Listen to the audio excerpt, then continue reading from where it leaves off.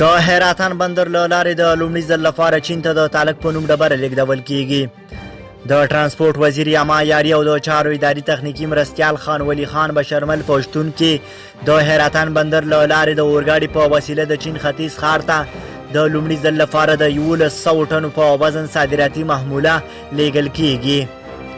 دا محموله د تالک په نوم ډبرې له پروسس شوو پوډرو چې په طبي درملو کې ترې ګټه اخیستل کیږي څخه ترتیب شوې ده. یاده محموله په 12 ورځو کې د څه کم 7000 کیلومتره مسیر ته وهلو وروسته خپل ځای یعنې د چین ختیځ ښار ته ورسیږي. دا لومړی ځل چې افغانستان د ریل د دې مسیر له لارې چین ته توکي صادروي.